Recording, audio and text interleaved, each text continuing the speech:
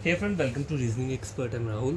तो देखो, लेकर आया हूँ मैं स्टेटमेंट एंड एजम्पशन। ठीक है, वैसे तो टॉपिक जो है वो स्टेटमेंट और कंक्लूजन वाला है, लेकिन मैं एजम्पशन भी यहीं पे आपको करवा दूंगा। ठीक है, तो क्या क्या चीज़ें देखो माइंड में रखनी है, पहले पॉइंट्स टू रिमेंबर है। ठीक है, तो पहला पॉइंट बोल रहा है assumption is always indefinite and positive. ठीक है, इनडेफिनेट रहता है और क्या रहता है, पॉजिटिव रहता है। ठीक है, डेफिनेट नहीं रहेगा, वो सही नहीं, मतलब पूरा सही वे में नहीं बोलेगा, इनडेफिनेट वे में बोलेगा। ठीक है, पहला वाला हो गया ये।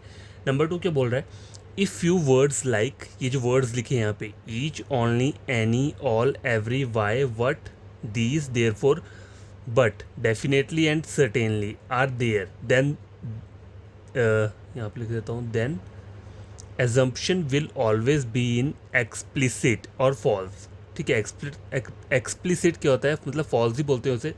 अगर ये सब वर्ड्स होंगे तो जो आपका एजम्पशन रहेगा वो क्या होगा, फॉल्स होगा, तो आप उसको सीधा भी फॉल्स कर सकते हो। ठीक है, थर्ड पॉइंट बोल रहा है some words like some, to, large extent, many, much exist in the assumption, then that assumption will always be implicit और ट्रू।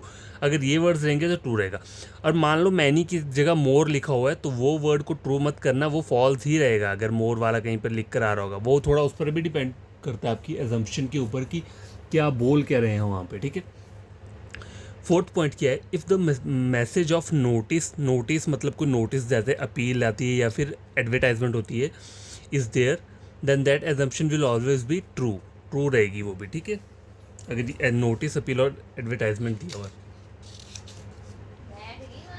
ठीक है, और फिफ्थ पॉइंट जो है वो क्या है, any assumption that is talking about social welfare, positive way में अगर बात कर रहा है, या गवर्नमेंट पॉलिसीज़, या एजम्पशन विल ऑलवेज भी क्या रहेगी, ट्रू रहेगी वो भी। ठीक है, फिफ्थ पॉइंट हो गया। अब देखो सिक्स क्या बोल रहा है, if assumption is related to past और फ्यूचर, मतलब पास्ट और फ्यूचर की बात कर रहे हैं उस एजम्पशन में, तो वो क्या रहेगी, फॉल्स रहेगी। ठीक है, any assumption shows the word like suggestion, order, request, then that will always be true. ठीक है, सुजेशन रहेगा, ऑर्डर रहेगा, रिक्वेस्ट रहेगा, वो भी ट्रू रहेगा।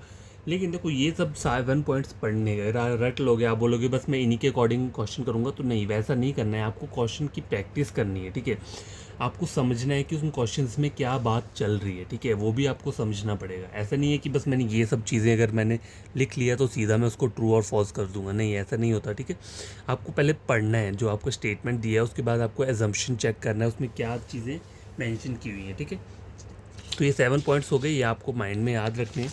ठीक है, अब देखो पहला क्वेश्चन क्या बोल रहा है, देखो चेक करो यहाँ पे, the admissible age for a child to join a school is 5 year. ठीक है, ये एक बात चल रही है यहाँ पे, ये बोल रहे हैं कि जो एडविजिबल एज होती है चाइल्ड की स्कूल ज्वाइन करने की, वो है 5 साल। ठीक है, ये स्टेटमेंट हमेशा क्या रहती है, 100% ट्रू रहती है। ठीक है, अब हमें एजम्पशन चेक करना है। पहला क्या बोल रहा है, एट दिस एज, ठीक है, the child is familiar to adaptability.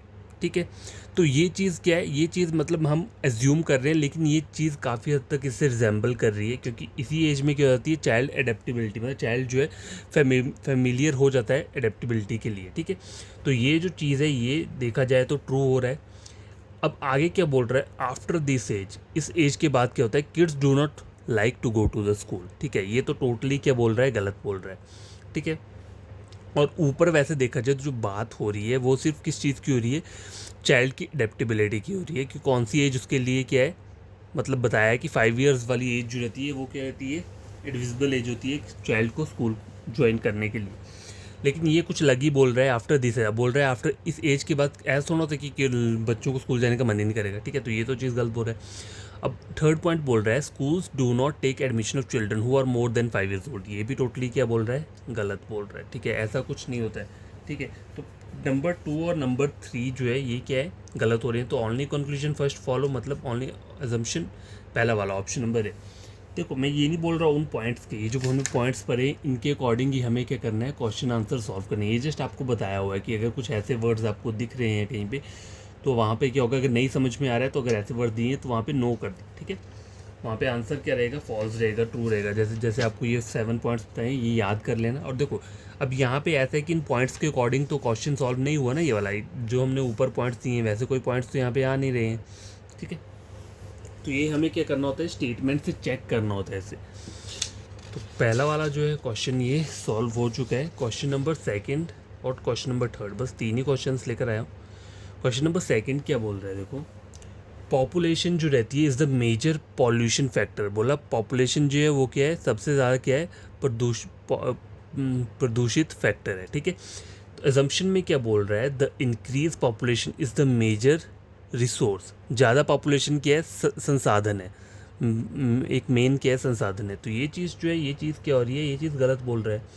ऊपर हमें क्या बोल रहा है, population is a major pollution factor. जो पॉल्यूशन फैक्टर है वो क्या है, पॉपुलेशन है। प्रदूषित फैक्टर जो है वो ज़्यादा पॉपुलेशन। और यहाँ पे क्या बोल रहा है कि इंक्रीज पॉपुलेशन क्या है, एक रिसोर्स है। ये टोटली गलत बात बोल रहा है। अब देखो, क्योंकि हमें अपनी स्टेटमेंट को देखना है ना, जो स्टेटमेंट के अकॉर्डिंग जो एजम्पशन बोला होगा वही हम ट्रू बोले कर सकते हैं। इलिटरेट पॉपुलेशन, अनपढ़ जो पॉपुलेशन होती है, is the creator of poverty and dirtiness. तो वो किसको क्रिएट करती है, गरीबी को और डर्टीनेस को। तो ये चीज़ जो है उससे रिजेंबल करेगी, क्योंकि ऊपर भी हमें ये बोल रहा है ना कि पॉपुलेशन जो है वो क्या एक मेजर प्रदूषित फैक्टर है, ठीक है। तो ओनली कंक्लूजन क्या रहेगा, सेकंड फॉलोज, बी, ठीक है। इसका जो रहेगा आंसर वो बी रहेगा। अब क्वेश्चन नंबर सेकंड भी हो गया और ये आता है क्वेश्चन नंबर थर्ड, ठीक है। आज की वीडियो का लास्ट क्वेश्चन है क्वेश्चन नंबर थर्ड। तो देखो, most of the villagers are illiterate. बहुत सारे विलेजर्स, मतलब बहुत का ज़्यादा, most of villagers are illiterate and so they are superstitious. अंधविश्वासी इसलिए वो बन जाते हैं क्योंकि वो अनपढ़ रहते हैं। एजम्पशन देखो क्या बोल रहा है, the logical thinking increases due to education, ठीक है। तो ये चीज़ जो है ये टोटली ये गलत है। देखो, लॉजिकल थिंकिंग जो रहती है वो आपकी प्रैक्टिस से होती है, आप जो एक्टिविटीज़ करते हो उनसे होती है, जो भी कोई डेली एक्टिविटीज़ कर रहे हो उससे भी होगी। अकेला एजुकेशन से थोड़ा ना होता है लॉजिकल थिंकिंग इंक्रीज, ठीक है। तो ये चीज़ गलत बोल रहा है। The villagers do not go to the school, ठीक है। हाँ, अब देखो यहाँ पे बोला है कि most of villager illiterate so they are superstitious. अब यहाँ पे सेकंड पॉइंट बोल रहा है द विलेजर स्कूल्स नहीं जाते हैं, ठीक है, do not go to the school, ठीक है। तो ये जो है इसमें क्या हो रहा है, जो सेकंड वाला है वो ट्रू हो रहा है, ठीक है। तो ओनली कंक्लूजन क्या रहेगा इसका, सेकंड रहेगा। देखो अपनी स्टेटमेंट देखो, वहाँ पे बोल रहा है कि most of the villager are illiterate, अनपढ़ होते हैं, सो दे आर, वो अंधविश्वासी बन जाते हैं। अब यहाँ बोल रहा है तो विलेजर्स होते हैं वो स्कूल नहीं जाते, तो ये बात सही बोल रहा है ऊपर वाले की। अगर स्टेटमेंट के अकॉर्डिंग देखा जाए, इलिटरेट कोई तभी बनेगा जब वो स्कूल नहीं जाएगा, ठीक है। तो ये 3 क्वेश्चंस मैंने आपको आज करवाए हैं, कल भी ले आऊँगा स्टेटमेंट और एजम्पशंस के कुछ क्वेश्चन, ठीक है, जिससे कि आपको थोड़ी हिंट मिल जाए। और उसके बाद रहेगा स्टेटमेंट और क्या बोलते हैं इसे, कोर्स ऑफ एक्शन, ठीक है, वो रहेगा। तो ये क्वेश्चन, आप 3 क्वेश्चन जो थे ये खुद से सॉल्व करना और जो पॉइंट्स मैंने बताए हैं वो पॉइंट्स को याद रख लेना, ठीक है। Bye, take care.